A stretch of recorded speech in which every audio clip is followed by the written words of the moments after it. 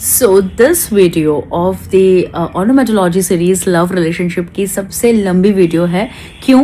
क्योंकि इसमें मैं एन नाम के लोगों की जो लव लाइफ है वो 2 पार्ट्स में आपको बताऊंगी। एन नाम की फीमेल्स कैसी होती हैं लव रिलेशनशिप में, मैरिज में, और एन नाम के जो मेल्स होते हैं वो कैसे होते हैं, बिकॉज उनकी पर्सनैलिटीज़ में बहुत डिफरेंस पाया गया है। चलिए शुरू करते हैं फीमेल से। क्यों? क्योंकि लेडीज फर्स्ट कहते हैं ना, so therefore I am starting with the females. एन नाम की जो फीमेल्स होती हैं उनकी सबसे आकर्षित करने वाली जो उनके अंदर खूबी होती है प्यार में, वो ये होती है कि वो बहुत अंडरस्टैंडिंग होती हैं, बहुत ही ज़्यादा, रैंक 1 फॉर अंडरस्टैंडिंग। वो कैसे भी नेचर की हो, है ना, कोई भी प्रकार का उनका इन जनरल जैसा भी नेचर हो, some girls will be naughty and young forever, चुलबुली, ऐसे कैसे भी, नो प्रॉब्लम। बट उनके पार्टनर के लिए, चाहे फिर वो लवर हो या स्पाउस हो, हुएवर, ये पानी जैसी हो जाती है। पानी समझते हैं आप? पानी क्या होता है? Water is that state of matter that takes the shape of the vessel. आप जिस भी बर्तन में उसको डालोगे वो उसका शेप धारण कर लेगा। ऐसी होती है एन नाम की लड़कियां। आप उनको किसी भी सिचुएशन में रख दो अपने पार्टनर के साथ, वो वैसे ढल जाएंगी। एग्जाम्पल से बताती हूँ कि जैसे अगर एन नाम के जो भी पार्टनर हैं, गर्ल्स हैं, ठीक है, अगर आपके पार्टनर को कोई प्रॉब्लम है, आप सल्यूशन हो उसका। अगर उनको किसी प्रकार का डर है, आप कहते हैं ना, डर को भगा देने वाली वो गोली हो, वो मेडिसिन हो। अगर वो कोई चीज़ को लेके परेशान है तो आप उनकी थेरेपिस्ट हो। बिल्कुल, आप है ना, आपके पार्टनर के लिए कुछ भी कर सकती हैं, और वो भी बहुत प्यार से। देखिए, तकलीफ होती है and you share with your friends also, लेकिन आप अपने पार्टनर के लिए बहुत ज़्यादा, कैसे मैं आपको बताऊं, मुझे प्रॉपर वर्ड नहीं मिल रहा है, but I think you are getting what I am saying, कि you are there forever for them, forever. Yes, ये सही चीज़ है, ये सही कहा मैंने। ओके, तीसरी बात ये है कि आप है ना बहुत अच्छे से हर चीज़ मैनेज कर लेती हैं। हाँ जी, फॉर एग्जाम्पल कि आप के पार्टनर हैं, आपकी शादी हो गई है और आपके जो भी हस्बैंड है वो they are not able to spend some time with you, और या फिर वो दूसरे शहर में वर्क रिलेटेड, तो you will very nicely balance everything. आप घर भी मैनेज कर लोगे, बच्चा भी मैनेज कर लोगे, आपका वर्क भी मैनेज कर लोगे, और long distance relationship with your partner वो भी मैनेज कर लोगे। ये तो आप गॉड गिफ्टेड होते हो, हर एन नाम की लड़की, ईच एंड एवरी एन नाम की लड़की। यस, ओके, बस ये है कि आपको वो प्यार मिलना चाहिए। तो आप बैर मिनिमम ही मांगते हो, जो आपके पार्टनर आपको दे ही देते। अब इतनी प्यारी फीमेल को कौन ना दे, बैर मिनिमम चीज़ भी आपको बहुत अच्छे से मिल जाती है। So I would say that an नाम की गर्ल्स द बेस्ट होती हैं। मैं तो नहीं हूँ एन नाम की, मैं तो एस नाम की हूँ, बट जो मैंने सर्वे में देखा, स्टडी करा, उसके बेसिस पे आपको बोल रही हूँ। चलिए, अब एन नाम के मेल्स, आपकी बारी है।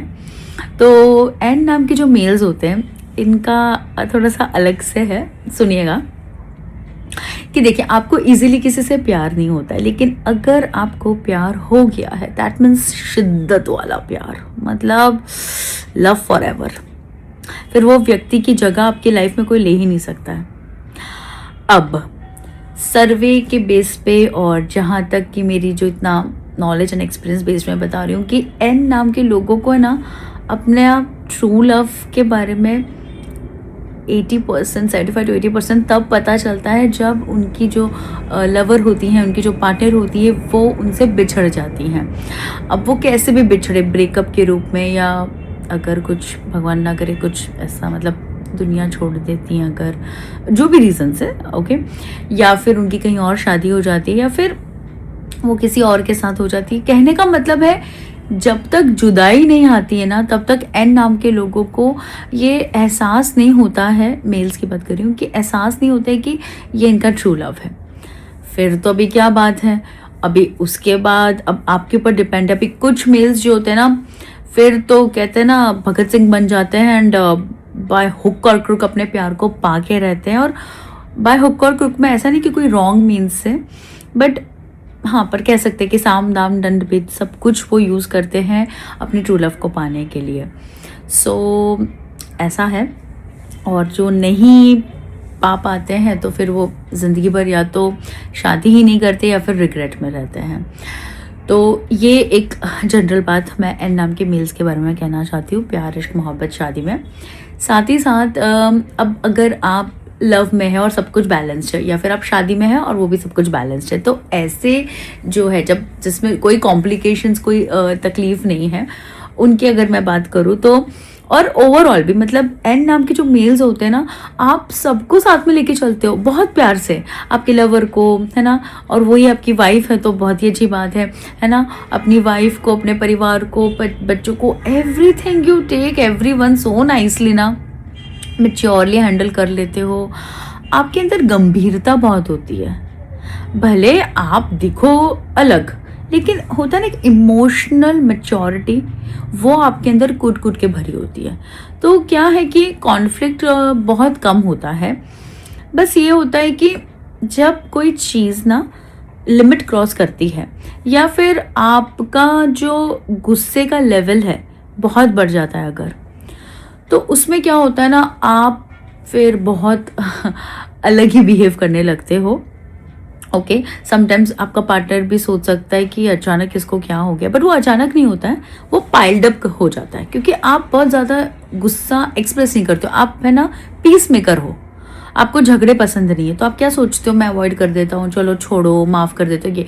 बट फिर वो चीज़ रिपीटेटिवली होती है तो भी ऐसा होता है। और कुछ चीज़ें क्या है ना आपके जहन में भी होती है जिसको आप सॉर्ट आउट नहीं करते हो, क्लियर नहीं करते हो अपने पार्टनर से, तो उसकी वजह से भी होता है। तो इसमें तो मैं एन नाम के मेल्स को, अगर आपके अंदर ये चीज़ आप रेजोनेट कर रहे हो अपने पर्सनैलिटी ट्रेट में विद इन लव रिलेशनशिप, तो I would really suggest you as a clinical psychologist, as an onomatologist and basically as a doctor and as a female, okay, कि प्लीज़ कम्युनिकेट करिए, talk to your partner. आपको कोई चीज़ नहीं अच्छी लग रही है, आप प्लीज़ बोलिए, क्योंकि ऑनेस्टी दोनों साइड होनी चाहिए।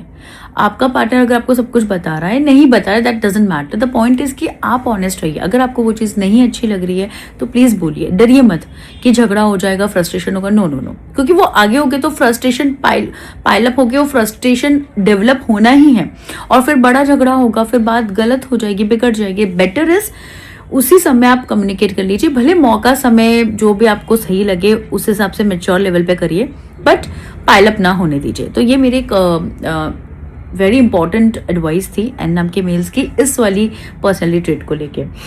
अदरवाइज आप तो भाई बहुत अच्छे हो, कोई दिक्कत ही नहीं है, कोई दिक्कत नहीं है। और अगर एन नाम के व्यक्ति आपके पार्टनर है तो मैं उनके ऑपोजिट पार्टनर को भी कहना चाहती हूँ।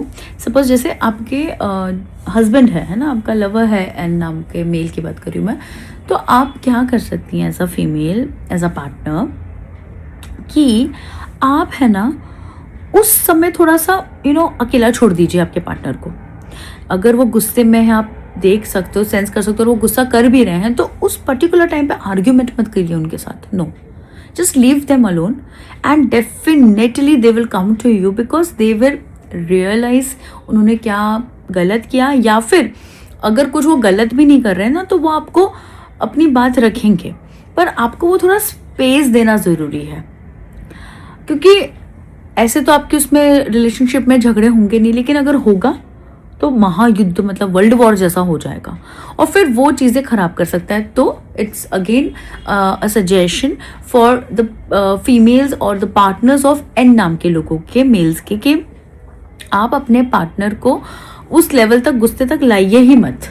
अगर वो गुस्सा कर रहे हैं तो उस पल के लिए उनको अकेला छोड़ दीजिए, विदाउट एनी ग्रजेस, कुछ मत रखिए।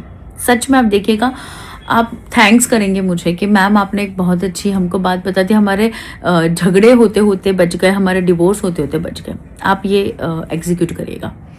सो ये था एन नाम के मेल्स एंड फीमेल्स दोनों का कंबाइन मर्ज करा हुआ वीडियो।